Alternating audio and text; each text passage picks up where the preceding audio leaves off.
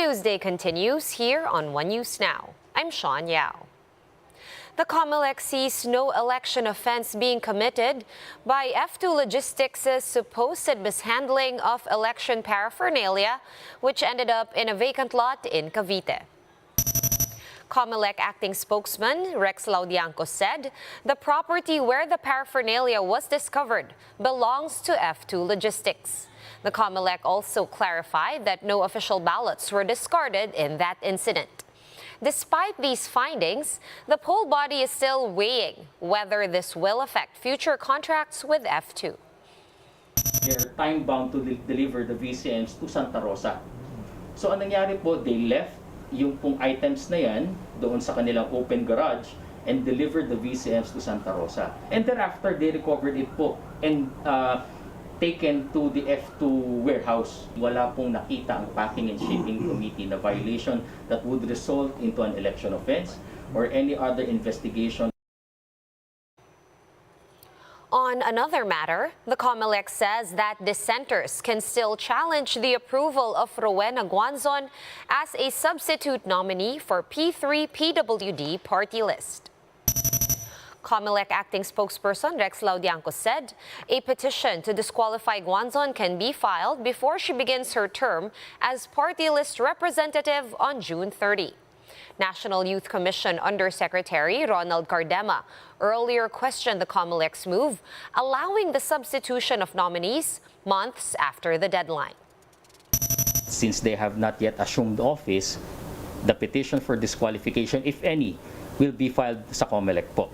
But after that po, it will be within the jurisdiction of the House of Representatives Electoral Tribunal because they have become full-fledged member of Congress. And the PNP says that it's now up to prosecutors to determine whether there is probable cause to charge the SUV driver who ran over a security guard in Mandaluyong City. Jenny Dongon with the report.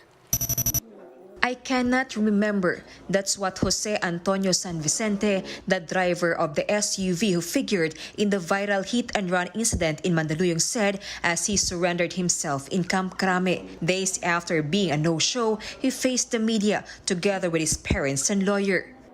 Hindi ko na talaga maalala kung ano iniisip ko noon. Like, kaya sinabi ko, ang gulo isip ko noon hanggang ngayon, mahirap mag-isip, baka hindi ko masasagot ngayon, baka mali pa masabi ko sa inyo. San Vicente also apologized to the family of the victim, Christian Joseph Loralde. My apologies sa nangyari. My apologies kay Mr. Floralde at kanyang pamilya. His family decided to surrender him following the statement of PNP Chief Vicente Danao urging San Vicente to submit himself. His mother also said that they fear for their son's future. Hindi kami makakain. Siyempre, anak namin yung involved. Saka nag-viral na di ba? Masisira na yung buhay ng anak ko. Ito, aksidente naman talaga to. Sino ba may gusto ng takbuhan yun? But what happens with the case now that San Vicente surrendered? PNP said it is now considered solved, and it is up to the prosecutors to decide if there is a probable cause for the frustrated murder case filed against him. So they will have their day in court or his day in court, no? So para po dadaan pa po kasi ito sa preliminary investigation kasi hindi na po natin siya pwedeng inquest due to the lapse of time. As for the victim, Floralde thanked the suspect for submitting himself and for promising to shoulder his hospital expenses. Despite this, though, he will still pursue the case against the suspect. Pero yung hindi lang tama yung tinakbuhan niya ako saka yung ginulungan niya ako. Yun. Pero kailangan po nila harapin pa rin po yung kasong nakasampaw sa kanila. For News 5, Jenny Dongon, we are One News. One News Now will be back with more stories after this quick break. Stay with us.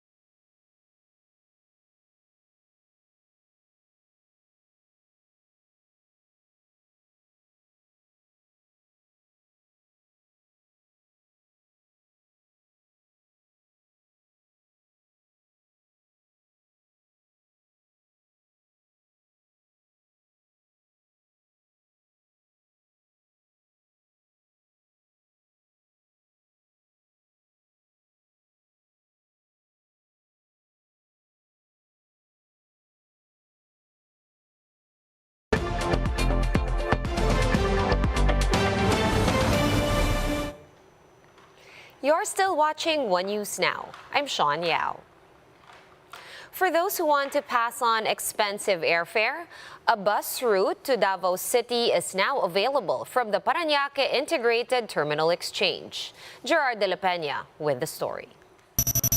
The LTFRB officially opens a bus route from PTEX in Parañaque all the way to Davao City. This trip lasts for 3 days and includes both land and ferry travel. The fare, 3,680 pesos. Jerry is among the first passengers to try this service. This is his first trip to his hometown after 3 years. Pag eroplano kasi, yung pamasahe mahal, 8K, ganon, 10K. But as the Duterte administration's term nears its end, the LTFRB continues to face various fare hike petitions. Provincial bus operators have formally submitted their petition for an additional 30 to 50 centavos per kilometer for their trips. The LTFRB is also set to hear the petition of jeepney operators for an additional 5 to 6 pesos in the minimum fare. Groups are also calling for additional fare on flag down rates for transport network vehicle services. Even city buses and taxi operators have submitted similar petitions. We do not know if the board will give the full amount or a lesser amount or kung ano man ang maging desisyon ng board. Basta ang iniisip lang lagi kasi ng board ng mga factors na to consider are the effects also to the commuters and the viability also ng mga operators. Medyo tinamaan nga kami nung sa piso na provisional increase kasi sinasabi ng economic managers it pushed the yung inflation higher because of the increase, no? But nanindigan pa rin ang board to give that because kinakailangan din po talaga. Passengers may now have to bear the brunt of possible fare increases prompted by fuel price hikes. Madadagdagan po yung gastos. Medyo mabigat ba sa iyo? No? Medyo po kasi syempre wala pa po, kagaya ko po wala pa po akong trabaho. Nag-a-apply pa lang po ako. Kaya malaki po kabawasan talaga sa akin kapag inalis na po yung libreng sakay. Meanwhile, the free rides at the EDSA busway and other routes will continue until the end of July. The LTFRB is keen on extending its implementation to the EDSA busway up until August, since this has the most passenger traffic. Around 300,000 passengers take the bus transit along EDSA every day. Ang nakalagay po dun sa sa IRR po natin na until December 2022 or until funds are exhausted. August na yung high volume routes po yung ipaprioritize po natin. We are pushing na at least man lang makaabot ng August din kahit yung EDSA busway. For News 5, Gerard de la Peña, we are One News.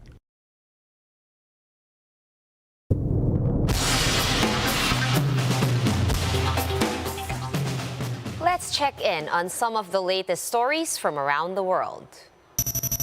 The United States Federal Reserve has raised benchmark interest rates by 75 basis points, the biggest jump since 1994. Fed Chair Jerome Powell said they may still hike rates by 50 or 75 basis points by July in a move to stymie inflation. And a heat wave is expected in some parts of France, with temperatures likely hitting 40 degrees Celsius. France will be having this extremely hot weather starting today until the weekend.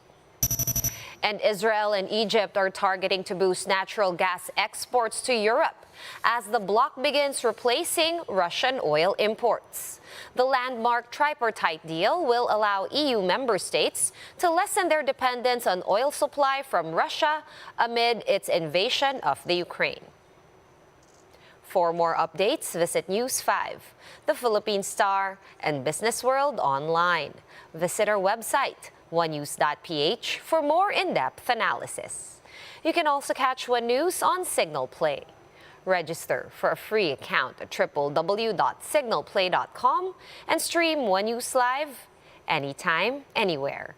Masks on, wash hands, and stay safe, Philippines. I am Sean Yao. We are One News.